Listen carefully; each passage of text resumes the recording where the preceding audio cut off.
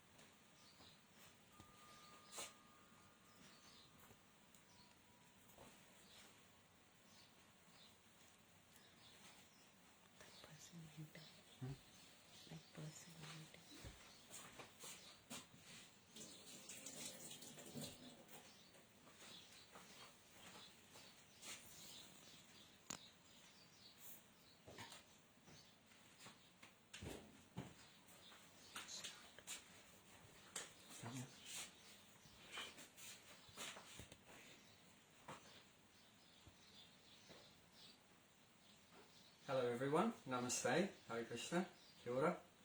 So we'll get started now. We'll be making Kitchari today and we'll explain what that is and some introductory things in a few minutes. But just to make the most out of our time, I'll show you some things on the stove first, and because I've already started with boiling the mung beans, so we'll show you where we're up to and then we'll get into the introductory stuff. So, all we've got here is mung beans, which I'll show you in more detail in a minute, which has been just gently simmering in water for about 15 minutes. And these ones I had soaked them overnight in water just to make them even more faster to cook. You don't have to do that. These are quite easy to cook, the mung, but I did anyway. It's makes it maybe even a bit more nutritional, a bit more healthy. Soaking it so it energizes it. So that's all it is: mung beans and water. So now we're going to add a few things. Some bay leaves. You probably know what they are.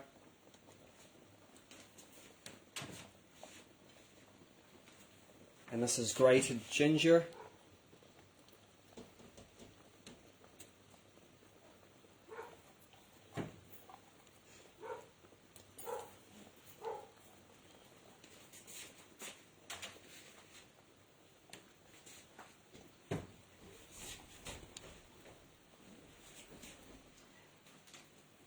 We're doing a live cooking class. Yeah.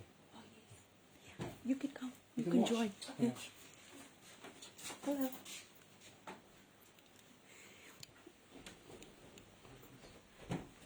Sorry, we just got some guests We've here. got some guests come to check out the cooking class and really in live. Here they are, So if you don't mind. Just pull up a chair. Okay, so you added bay leaves, Bay and, leaves ginger. and ginger, Yeah. So yeah, we've got 6 cups of water, half a cup of mung beans. We've started boiling it about 15 minutes ago.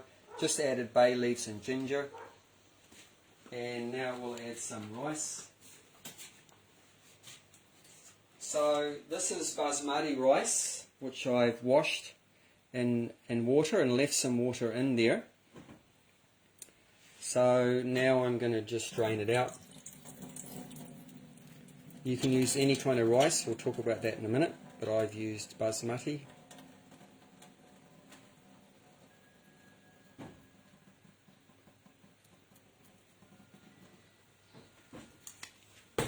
So we wash the rice because if you can imagine in wherever it's been grown in India or Asia or someplace, that it's coming from the field and just been left out lying on the ground, and they've taken the husks away, thrashed it, and then there might be some dust or dirt or different things like that. And you'll notice when you wash it the first time, the water will be very cloudy usually.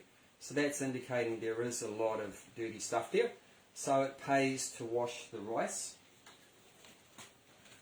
So now I'm just going to add that in there.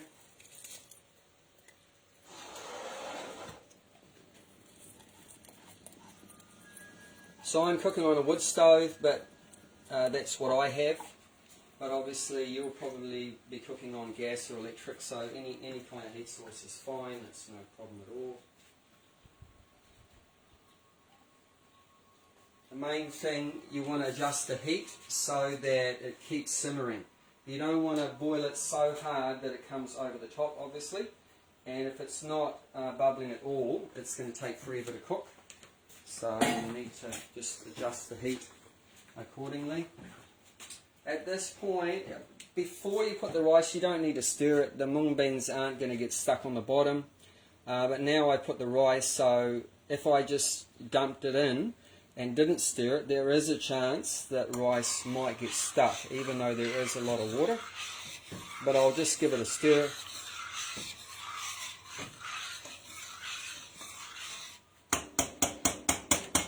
And now it should be fine, and I'm going to put a lid on.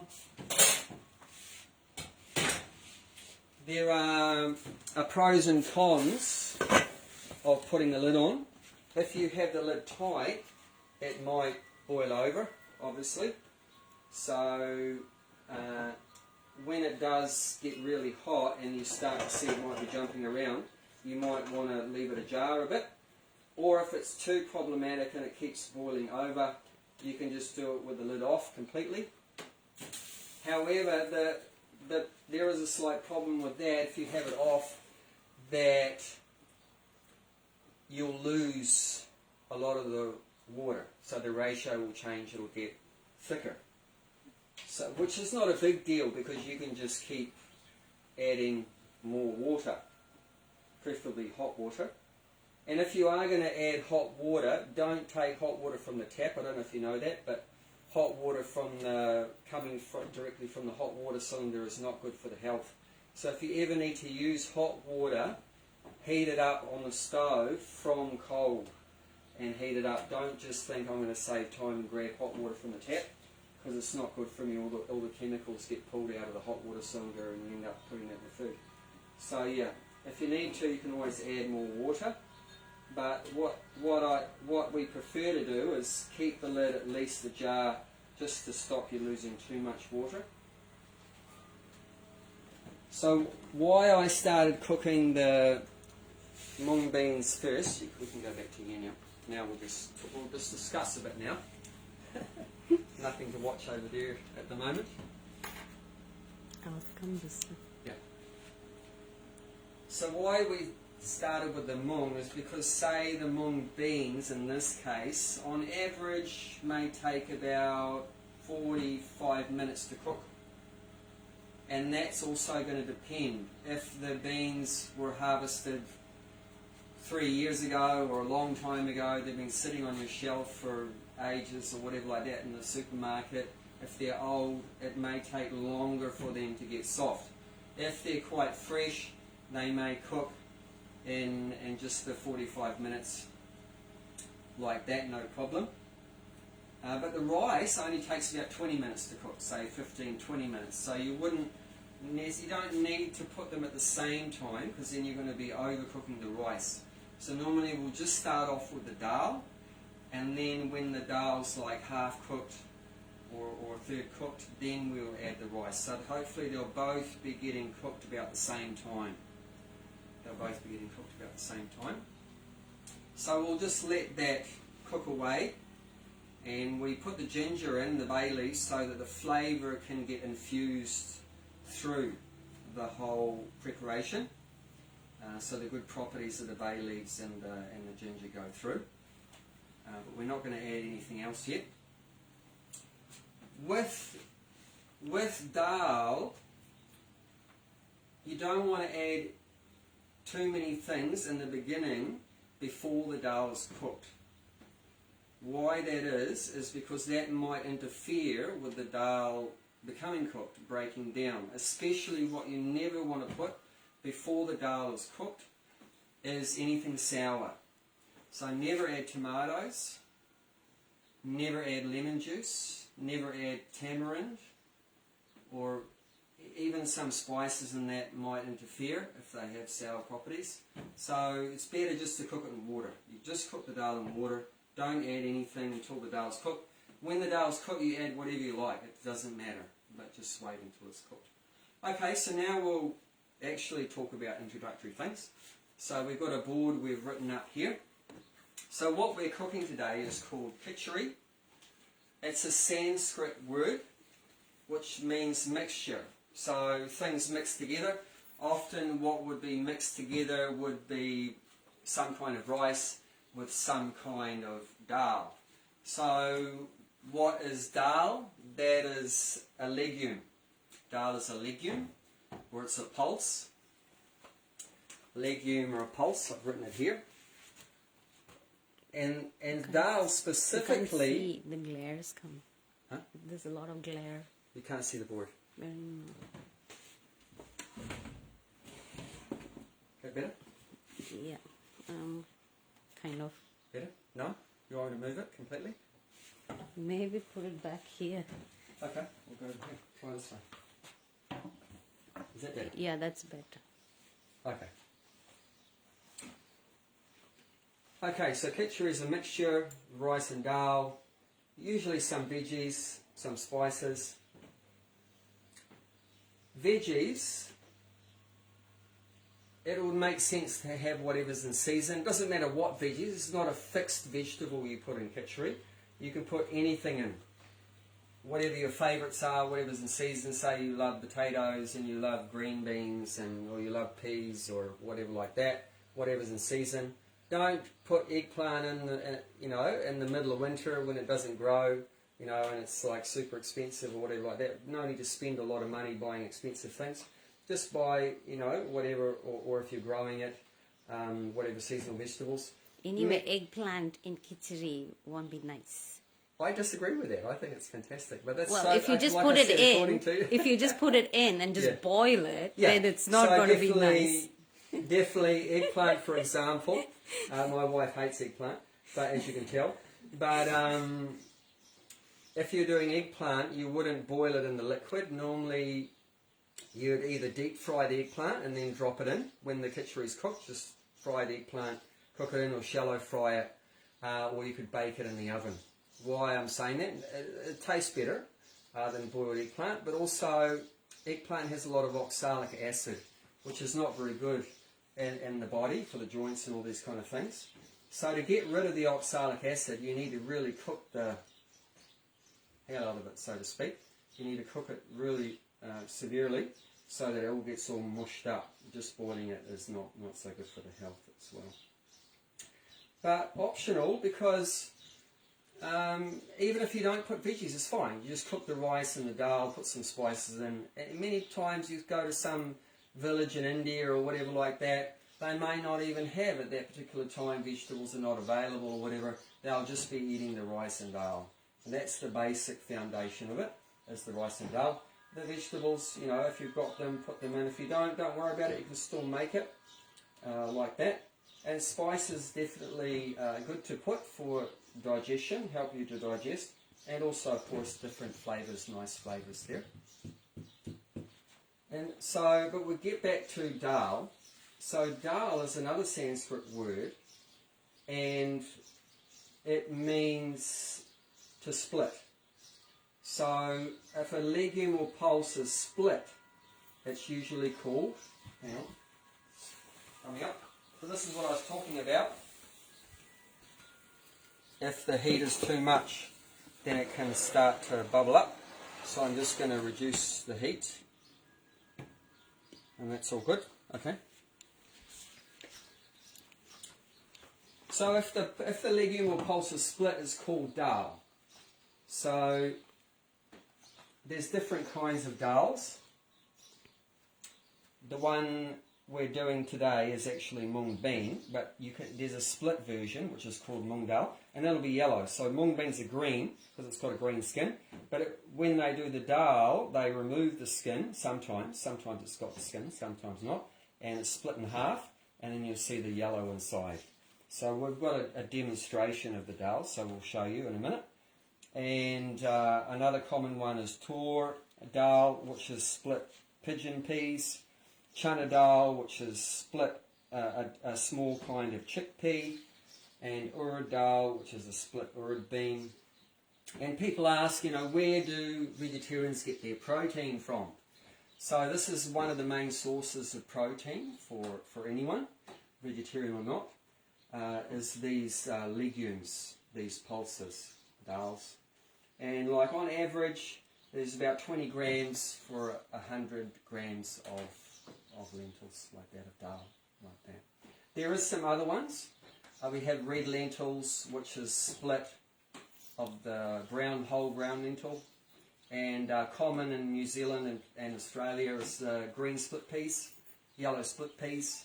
They're actually grown here. That's one dal that's grown in New Zealand. Green split peas, yellow split peas, like that. So there's so many different, and there's many more varieties like that.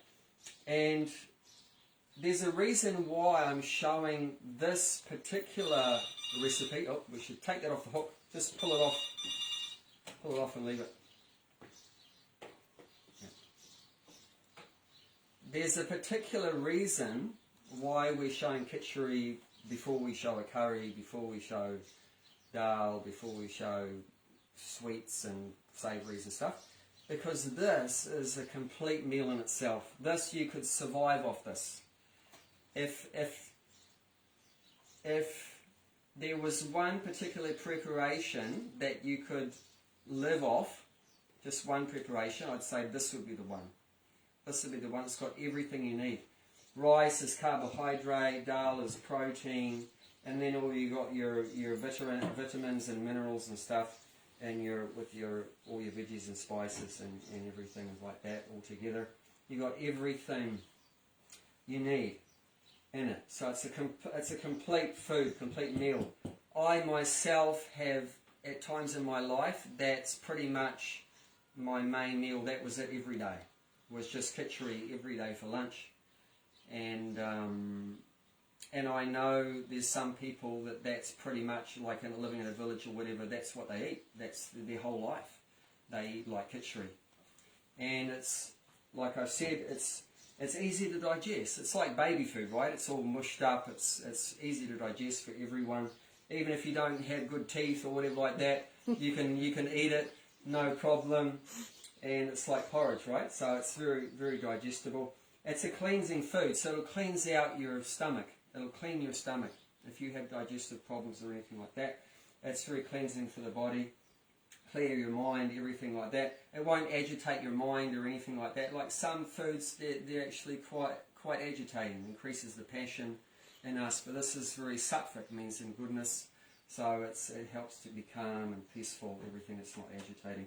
It's healing. If you have some kind of diseases in your body, this is a good food to incorporate in a diet to help your health to get better, just to make your body more easy to heal, because you won't spend too much time digesting it, and your body will have time to heal up, and it'll give your body what it needs to heal.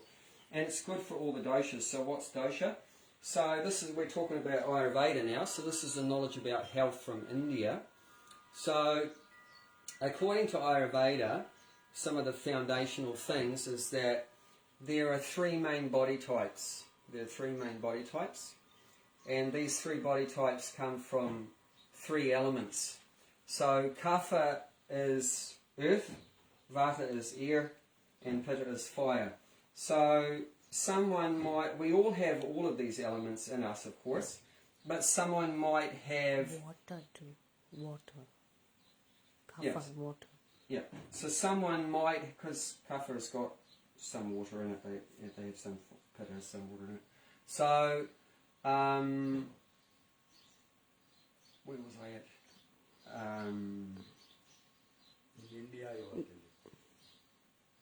Oh yeah, so what it means is, so this is called dosha, and dosha actually in Sanskrit it means fault.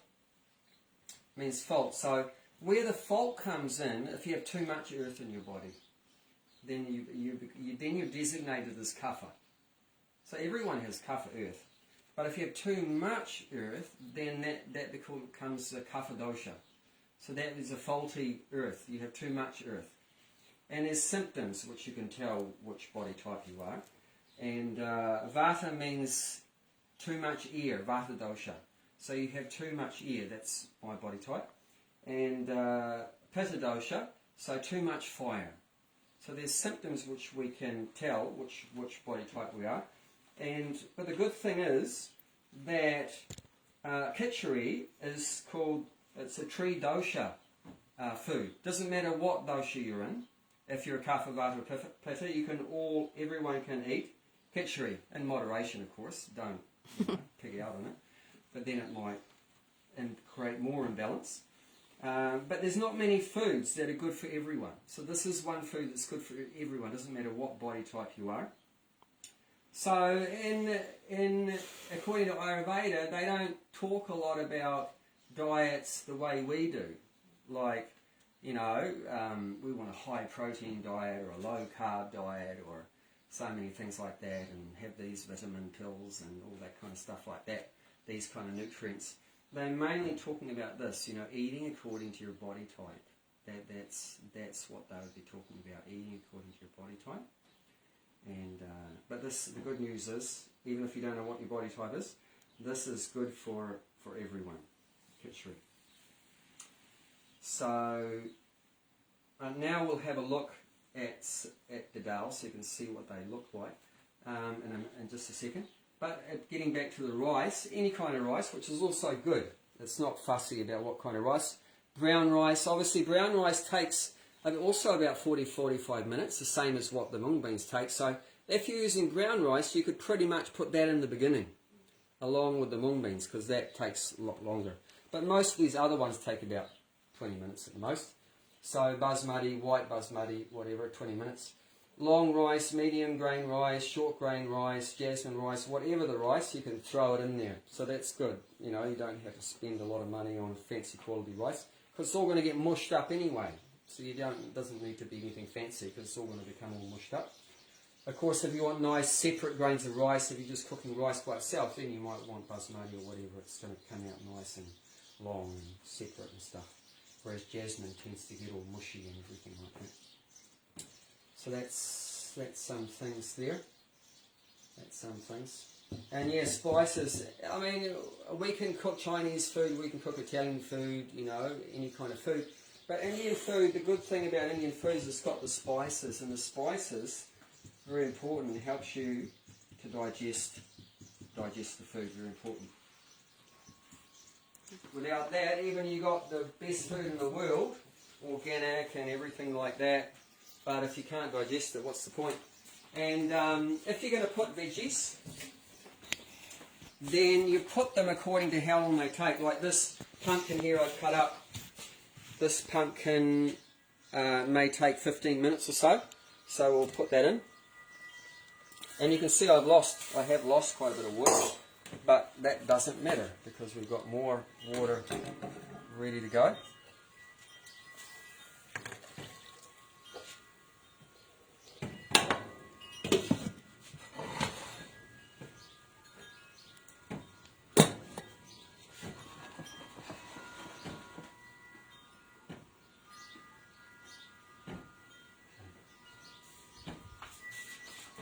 And I'm going to check how we're going with the beans, how well they're cooked. So how are you going to check if it's what's cooked or not? You can just take it out with a spoon and just get one bean. And, watch it. Obviously this is hot, so don't burn yourself. But you can get one bean or rice or whatever you're testing and just put it between your finger. And if it squishes, then the whole pot's cooked. You don't have to test obviously every single one. Just by testing one, you know the status of everything in the pot. So you can just take out one of your pieces of dal, and if it squishes up nicely, or if you can see it's all disintegrated, then you know it, then you don't even need to check if it's all disintegrated. So that's pretty much cooked there. And I'm going to show you one other little trick, because in the recipe is coriander powder. So I'm going to show you how to make your own powders. So, and why would you want to do that? Why not just buy coriander powder? You know what coriander seeds look like, probably. So I've got a dry hot, reasonably, medium hot, not super hot or you'll burn it. Put the coriander seeds there. So why go through this? Why not just buy coriander powder? Because they could have ground up the coriander a year ago and it's been sitting on your shelf as well for another 6 months, and so basically all the nutritional value has probably gone out of there. As well, a lot of the taste would have gone, so it's not going to be as tasty as if you've done it freshly ground. And also, if you buy anything powdered, cumin powder, garam masala, whatever like that, any powder, can you guarantee 100% that it's what they're telling you it is on the packet? As our guru told us that in India they'll mix into these powders sawdust and all kinds of things. You don't know what they're going to mix in there. Some cheap ingredient, which obviously for them is good because it means more profit. Because it's expensive to start off with all the whole spices, and they're going to sell that. They're not going to make as much profit as if they put 50% of this and 50% sawdust.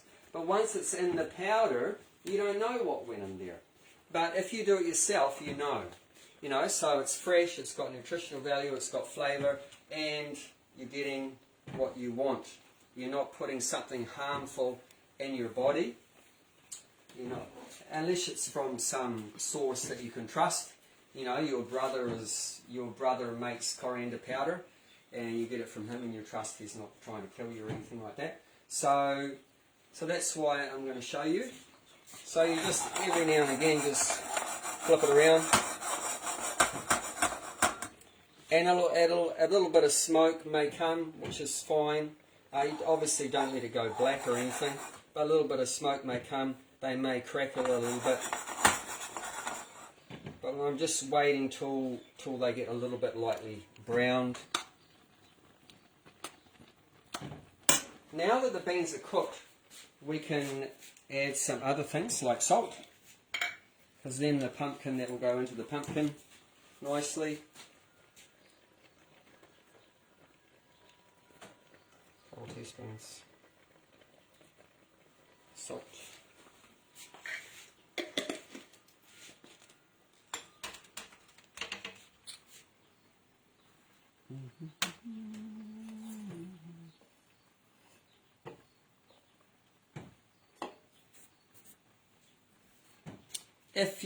If you're using fresh tomatoes, you could put them in now. I'm not. I'm going to use tomato puree. So I could also put the puree in now, but I'm not going to do that. I'm going to show you another way you can use it. But you could put that. Okay, let's look at our dals while that's cooking. So this is what we're using today, the mung beans. Now all of these things, like I say, just like the rice, they've been spread out over a big dirt area or concrete area or something, and there's bits of sticks and stones and dirt and everything like that. So rather than just give it a rinse and then throw it in there, which we do wash it, but before that what you can do, which I recommend, is put like one layer on a plate and just have a good look through it. Just have a good look, and what you're looking for is anything that doesn't look like a mung bean. So a stone or anything like that, a stick, anything big, all the big stuff we want to check and just get rid of it. Just get rid of it. and then you wash it. Because just if I wash this, I'm not going to see if there's any stones in there. So you really want to do that. And it is worth it because because we have dal quite often in our diet, we have all had times when we've crunched on stones, and it's not very nice. Even I found out recently, my father-in-law was telling us one time in a restaurant he crunched down on a stone and it broke his tooth, and he had blood coming out and everything like that. So it is worth it to have a check through, and wash. So yeah, this is mung beans, and this is what it looks like, mung beans, if they've had the skin removed and split in half. So that's dal. So dal means split.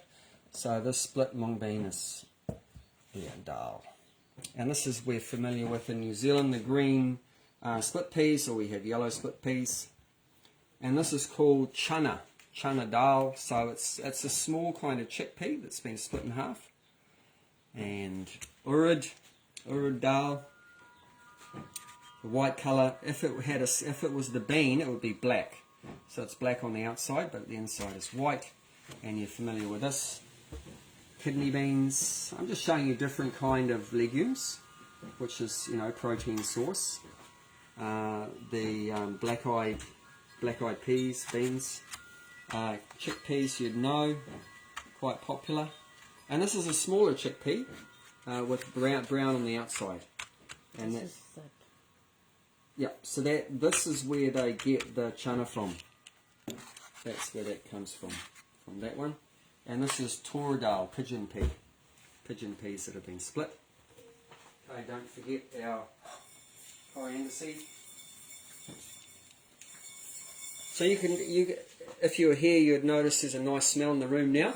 Can you smell it, ladies? Yeah, so it's roasted enough. So now we can put this in a spice grinder. If you've got a mortar and pestle and you like the good manual technique, that's very good. We should do that actually, otherwise I'm going to make a hell of a lot of noise and disturb everyone on the other end of the video. We'll do it the traditional way.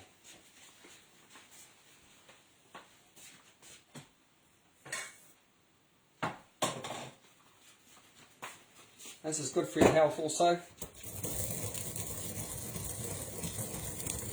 And it's much easier to grind when it's roasted.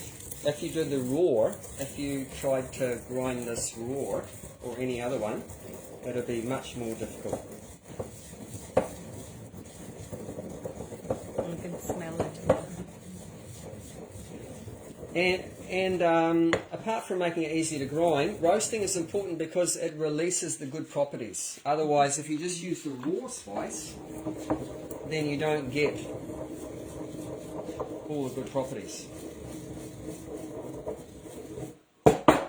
So that's your own homemade coriander powder. So you can do that with cumin. Cumin powder is a popular one.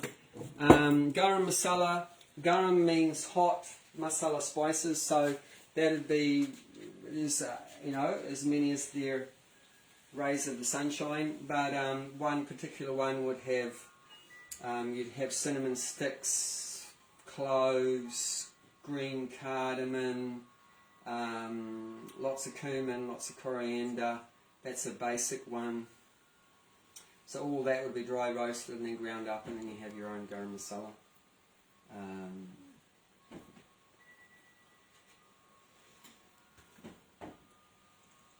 So if you want to introduce spices into your food, that's the way to do it. You've got to roast it to release the good properties, then powder it, and then you can add it to your food. And because that's already cooked now, I've already cooked it, no need to throw that in the beginning of your meal and boil the hell out of it for 45 minutes. You're just going to lose all the good properties. So if you've got powdered spices like that, you add it towards the end. Towards the end. There's another way.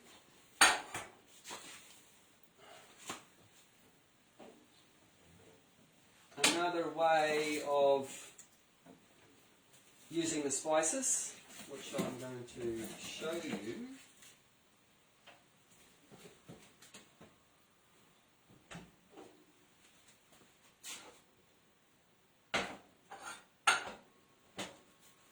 Another way of using the spices, and that's called, this process is called a chonk, or in English they say chaunch. So that's frying the spices in either hot clarified butter, ghee, which will say ghee, or any kind of oil of your choice. So we're going to do it in ghee, because according to Ayurveda, so you get a dry pot. According to Ayurveda, ghee is the best thing in terms of fat for inside your body. And oil is actually meant for outside your body. It means like massage. That's what it looks like. This is homemade, so it has a much better smell than what you get from a supermarket. Smell? Oh yeah. So that's just gently boiled down butter. So we just get some butter and gently boil it down, and you remove the butter fat, so you'll have a sludge on the bottom after you cook it, and you'll have some crusty stuff on top. So you filter that through muslin cloth or some kind of filtering process, and then you can separate out the butter fat from the ghee. And what's the difference between the ghee and the butter? The butter fat, obviously, but the ghee, you can heat it to a high temperature, whereas butter you can't. As you know, it'll burn. Somehow I have ghee in here.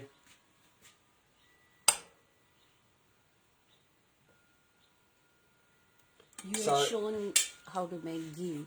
I've shown, yeah, in a first video I showed how to make ghee. So you can heat it to a high temperature, and also it'll last for a long time. Like, this is not going in the fridge. This is just staying out here, whereas butter you put in the fridge. It won't last so long out of the fridge, but this will last for a long time. And the butter fat, you can also use it, spread it on your sandwiches, your toast or whatever like that. We throw it in the dal or the kitchari or whatever like that, the butter fat. So, but you should use that up within a week or two, the butter fat. That's that. So we'll wait for this to heat up. And when the ghee, or say you're using oil, say you wanted to use your,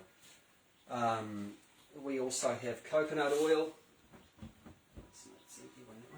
Coconut oil, or in India especially they'll use sesame oil, peanut oil, mustard oil, depending on which place you're coming from. Of course, in the West, we really get into our canola oil and sunflower oil, soybean oil. Personally, I wouldn't touch those ones with a long pole. They're very bad. Anything refined. See, that's the real Ayurvedic diet, is to try to eat more wholesome, naturally occurring foods, not ones that have been tampered around too much by human beings. I mean, what oil should really be is you've got your grain or your seed or whatever like that, and you just press the seed and you collect the oil. You know, like olives, right? You know, you just squeeze the olives and you get your oil. But when you start heating them and changing the molecular structure and all these kind of things, you end up with what a lot of these modern ones that we have, canola, sunflower, soybean, everything, apart from being genetically modified or whatever, which is another big story. But they change the molecular structure, which is called hydrogenation, and what that does is produce these fats called trans fats, which are like super bad for our health. Why do they do that? They want to increase the shelf life, because you press that seed and that's going to go rancid, which means rotten, after say 6 months or 3 months or 6 months. That's going to go rotten. So like for example, someone gave us this avocado oil, right? It says on the jar, when you open it, you've got to use it within 3 months. Why is that? Because it's just natural oil from avocado, and it's going to go rotten in 3 months. In about 3 months, it'll go rotten. So what they do with these canola and sunflower, everything like that, they go through a whole process, so instead of 3 months, it'll last for a year and 3 months, or 2 years, or whatever like that. So they want a longer shelf life, which is obviously better for their selling it and profitability and everything like that, but it's bad for our health. So the research I did, you know, if for example you're vegan or you're cooking for vegans or whatever like that, then the next best one I found to use for cooking where you're heating at a high temperature is coconut oil. Very good for the health. Yeah, very good. And if you're not heating a high temperature, then your olive oil is good and stuff like that. Avocado oil you can heat at high temperature. But whatever it is, it should be natural one that hasn't been hydrogenated, that doesn't have trans fat, then like that. Okay? So I was just waiting for this to get hot. There's a method to the madness. So, waiting for it to get hot. Should be okay. So, this is the other way of dealing with spices. So, I've got the whole spice. This is cumin seed. This is cumin. This is probably the most common used spice in Indian cooking. And it has many good health properties, good for digestion and so many things. So, I don't want to put it in cold oil or ghee. So I'm just going to see if it's hot enough. How to do that, just grab 1 or 2 and just drop it in. If it starts to splutter and things like that, it's hot enough. If it doesn't, it's not hot enough. And then you just have to wait, crank up the heat a bit.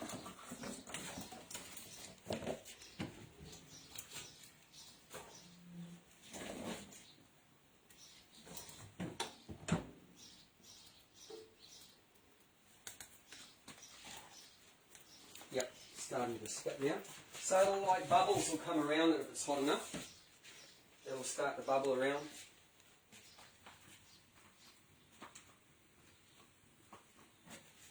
Yep. So now I'll add it.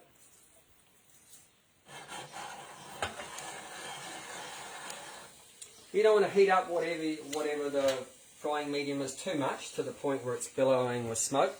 Because then you're damaging the properties a little bit. You burn the spice too. And and you might burn the spice. But at the same time, you do want it hot, because otherwise you're not releasing the good properties of the spice if the oil of the ghee's not hot enough. So now we're going to put some chili. I'll get my spoon. Oops.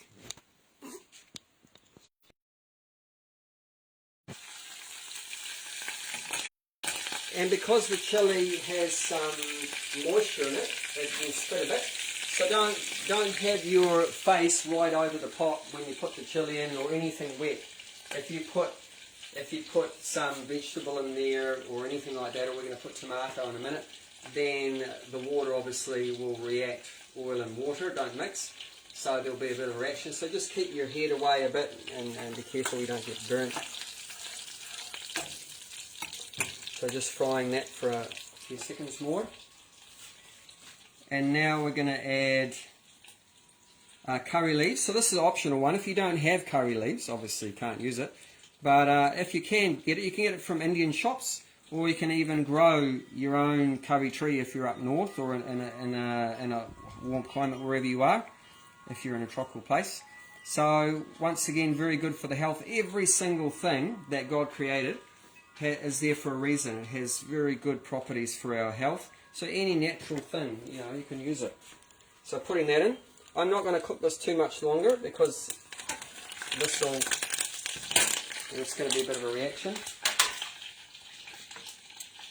And momentarily I'm going to put this turmeric powder in. So this is ground up turmeric root.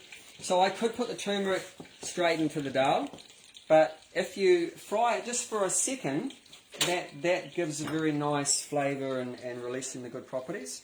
And then I'm going to follow with another powder very quickly, which is called hing or asafetida.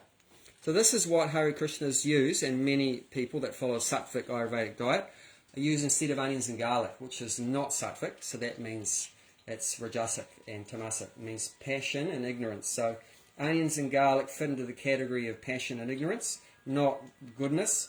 So we try to avoid those things, and passion leads to suffering. So some health problems and things like that. But that's not the only reason. Yeah, there's because of digestive properties. Yeah. That's so why are we using this? This is, helps with digestion. Helps digestion. So we'll quickly put this, followed by the turmeric, quickly followed by the hing. You can get, once again, Indian shops, they have everything to do with what we're cooking. So about half a teaspoon. And powders, you don't want to cook it too long because you might burn it. But a little bit of heat there helps release the good properties. The coriander powder? Yeah, that isn't there. Okay. And then I'm going to put tomatoes, so there'll be a reaction.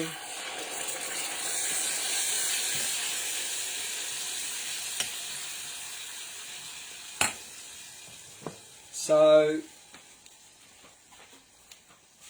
if you had fresh tomato, you can fry the tomato in this chunk. Also, you can fry it in there. Or, like I said, you could have put the tomato in here. It doesn't matter. You can just boil the tomato. But if you fry it, it gives it nice flavour. Gives it nice flavour. I just put a little bit of water in here so I'm not wasting anything.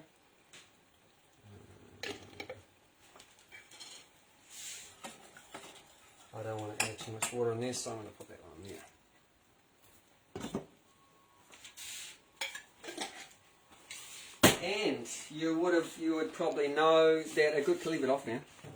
You'd probably know that a good combination of sweet and sour. We've got sour, but we don't have any sweet.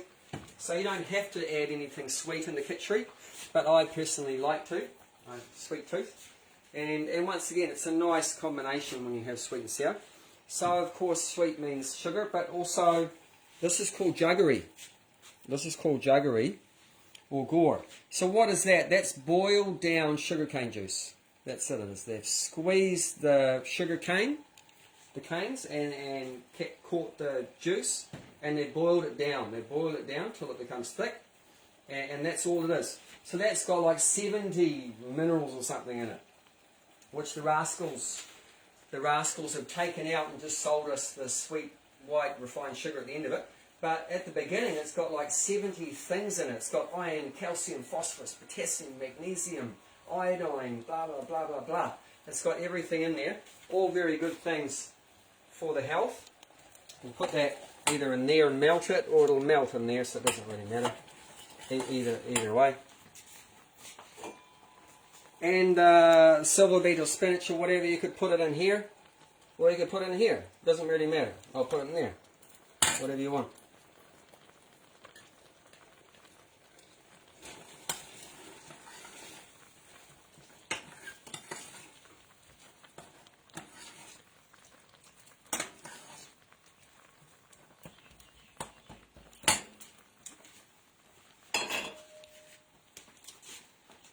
If you want, you could do your kitchari just by adding the roasted powdered spices in here.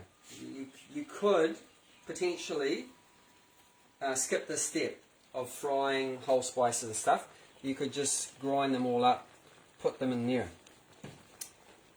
However, why would you not do this? Because people don't like frying. People don't like ghee, people don't like oil, whatever like that.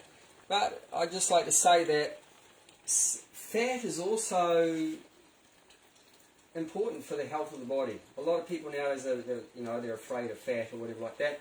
But fat is important, but all I want to say is that you should have the right kind of fat. Like I said, the healthy fat, the ghee, the coconut oil, avocado oil, not the unhealthy fat, not margarine, not canola, all this stuff, processed, refined, rubbish, not that stuff.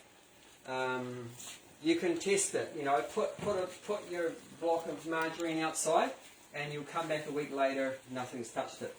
Put a block of butter outside, tomorrow it's not going to be there. It's disappeared, because even the birds and the animals, they know better than us that butter's good for you, and margarine and all this stuff is not. So, because the fats actually lubricate the body, just like you put oil in an engine. to lubricate, keep all the parts lubricated so everything will move. So the fats, the right kind of fats that lubricates all the organs, all the cells, everything like that, they require a certain amount. So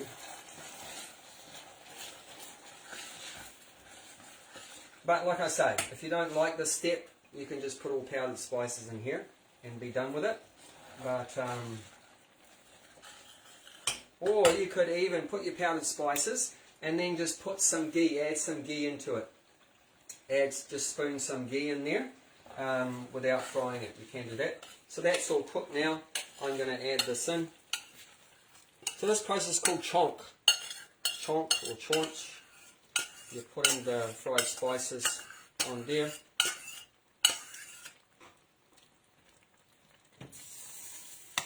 Now there's quite a bit still there, which either you can use a spatula and get it out, or you can get some, add a little bit of water.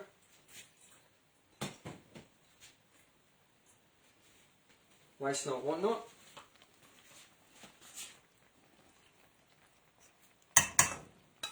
Because it's dried out a bit anyway, the kitchari, so it could do with some water.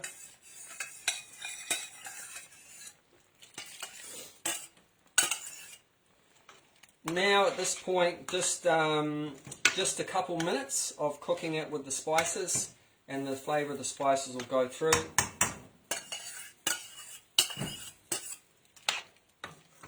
And then it's done. You don't need to cook the spices too much more with this. And then a very wonderful part of any meal is that makes anything good, even if you're not a really good cook, is the fresh herbs. Fresh herbs are brilliant. So this is parsley. This is coriander leaves. So we've had the coriander seeds. This is the coriander leaves. And this in Indian cooking, coriander is very common. They'd use coriander. But I know some Kiwis, they hate coriander.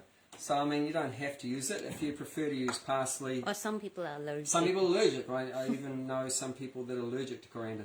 So, I mean, if something doesn't work for you here, then do something else. But, so this is another alternative. Or another, if say I don't have parsley, I don't have coriander, put some mint in it. Put some mint in it. You don't have that. Oh, I've got gotu kola. This is the Chinese brain herb, gotu kola. It grows everywhere like a weed. Instead of kaikuyu, I have gotu kola growing everywhere. It's Indian. Well, Indian too, yeah. My wife just pointed out also it's Indian. But yeah, it's famous from China. It came from India first. Yeah. Brahmi, gotu kola, so good brain herbs. So you can throw that in there. You can roughly chop it up, whatever, and put it in. You know, put in your parsley, coriander, like that. So when you don't need to really cook these. So when it's finished cooking, then you add your herbs at the end. If you cook them too long, they'll lose the colour, and that it's a nice colour if you don't cook it too long. So I'm going to take it off the heat now and just mix that in. And then, like I said, sweet and sour. Fantastic with any dish that has dal in it, like this kitchari does. Is sour flavour goes really good. Sour flavour goes really well with dal. So lemon, obviously sour, and once again good for digestion. You could put it in now, like I'm doing, or you could just slice up some lemon and put it on each person's plate, and then they can squeeze fresh lemon on their meal like that. And then that's it. That's done. I'll show you one more thing. Now, like I said, you can just eat this by itself. You don't need to eat anything else. But also, to make it more interesting, if this was something you're going to be having quite often or whatever, make it interesting. This is another thing you can do. Check this out, don't you? Is poppadoms. Poppadoms. What's that? So, people would have seen that, but might not know what it is. This is, once again, a lentil. That's this lentil. So that's made from dal. This poppadom is made from this dal. They've cooked it and rolled it out. A lot of ladies have been rolling it out. And in this case they've put cumin seeds in it. Sometimes they're plain. And then they've been dried in the sun. So this is just cooked lentils with some spices, bit of salt and that thrown in it, dried in the sun, and then you just need to apply some heat. You can either there's coconut oil, you can heat that up and you can throw them in there for just a second or two on hot oil or ghee, and it's going to expand a bit and you'll see it get cooked. You can even, we'll show you if you want, how to cook it over the gas itself, even if you don't want to go through this whole trip of heating up your oil or whatever. You can just do it dry.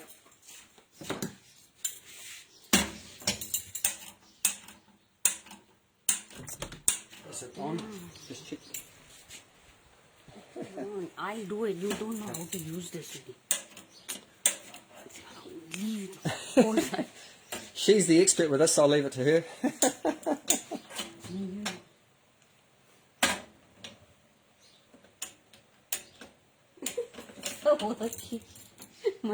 See, you learnt your lesson, being mean to me.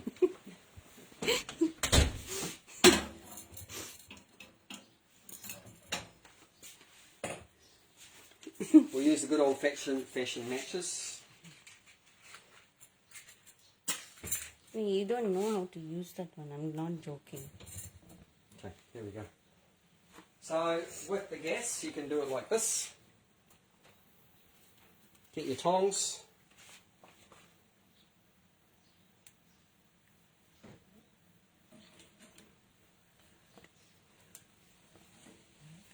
Use the other tongs below it.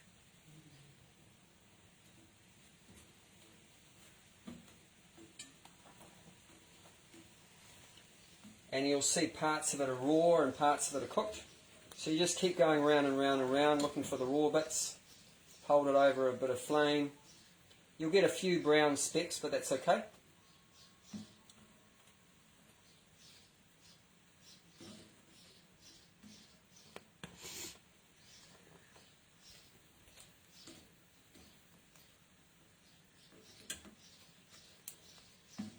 And you just keep going until there's no more raw bits.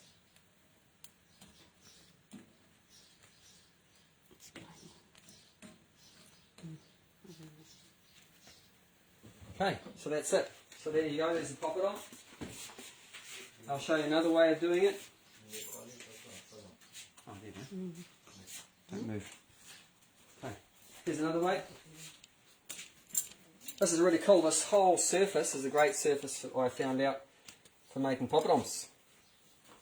So, obviously if you don't have one of these, what you could do, say you've got electric, so you don't even have gas, you can't do it on gas because you don't have gas. But you can have a hot plate like that, put it on your electric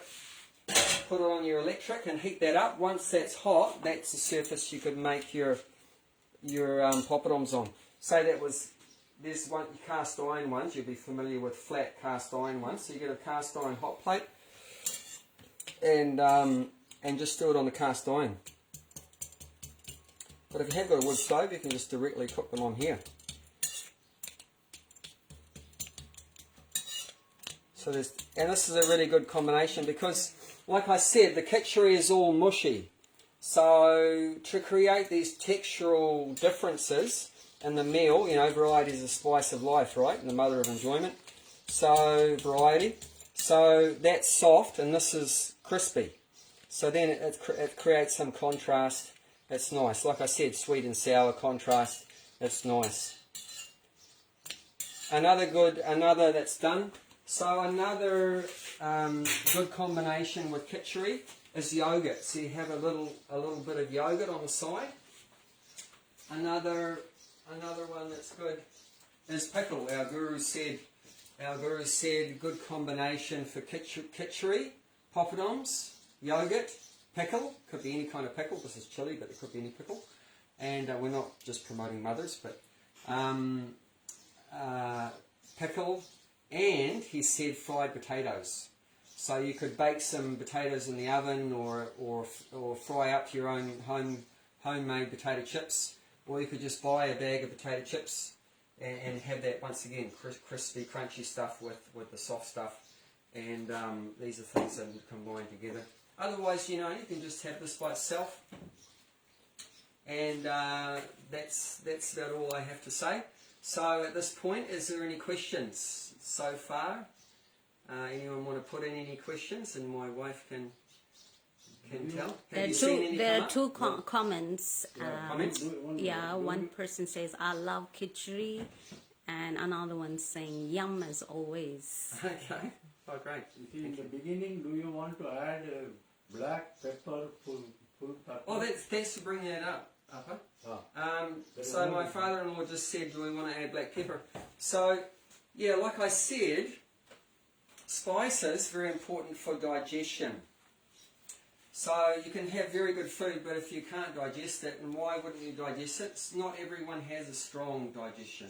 Some people do. Some people have a really strong digestion. There's a man in the Guinness Book of World Records. He ate a plane, little bit at a time. He ate a plane. I bet you he was pissed. It means a lot of fire. So he had a lot of fire in his stomach. He chopped up a plane in small pieces. He must have been pretty crazy to want to do that. But he did it. He ate a whole plane. So he doesn't need black pepper or chili or ginger to help boost his digestion. But someone like me, Vata body type, I have a weak digestion. So even you have really good wholesome food, but you may not digest it unless you put the right spices. So, but some people can't handle chili. Even some people may not even handle ginger. So put some black pepper. Something with some heat. So heat means like either chili, ginger, black pepper, some digestive spices. Like we said about the hing, this hing also is pungent, so it will help to digest the food. And according to Ayurveda,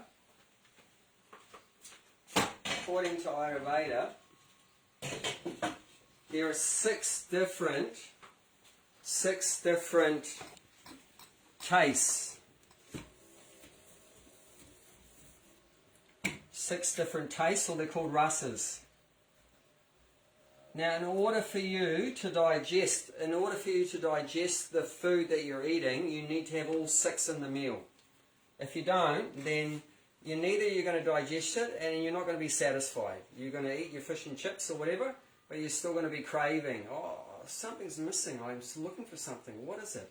You're full. You ate heaps, but you're still not satisfied because you didn't get all 6 rasas or tastes. So what are these 6 tastes? We know the first 3 in the West. Sweet food, sour food, salty food. That's your fish and chips and stuff. But that's not enough, because we need pungent, which means hot. And we need bitter. And we need astringent. And when you've got all 6, which you'll get in an Ayurvedic meal, you'll get all 6, you feel completely satisfied, and you'll digest it. Even there might be rich stuff in the meal, there might be some fat, it might be deep fried or whatever, but because it's got these extra ones, the pungent, bitter, astringent, you'll digest it. And this is where your spices are providing these. There's your chilies, ginger, black pepper, hing, and so forth. And there's your fenugreek seeds. Turmeric. There's your turmeric, and turmeric also got astringent properties like that. So a lot of the herbs and spices, they'll be giving these things. Even like the gotu kola leaves, they've got some bitter properties and everything like that. And astringent means like, persimmons, right? If you have a astringent persimmon, you know what it does to you if you eat it before it's fully ripe? Or green banana. Have you ever tried eating a green banana? So that's astringent. Even sometimes the silverbeet or spinach will be astringent in your mouth, like that. So, but these some, not a huge amount of those bitter and astringent things, pungent, but a very small amount is required in order to digest the food and everything. Okay. Anyone had any questions? Thank you. All good. Thank you. Ladies that are here. It smells delicious. You've got the That's option. you got Having the the option. smell Of, as well. yeah, you get the smells. Yeah. Very nice. Yeah. Okay, well, for those of you that have joined us online, thank you very much. This is just the very beginning. So we're hoping to do every Saturday. If we can't do it on a Saturday, we'll let you know ahead of time that we can't, but we're planning to do same time, same place, every week for the next maybe half a dozen weeks, and we'll show you how to do a rice dish, how to do a savoury dish, a curry, a sweet dish, like that, you know, so you've got a complete range of things, but all the basics, basic foods, one of each, we'll show you, so then from then on you can take off, do it yourself. Thank you.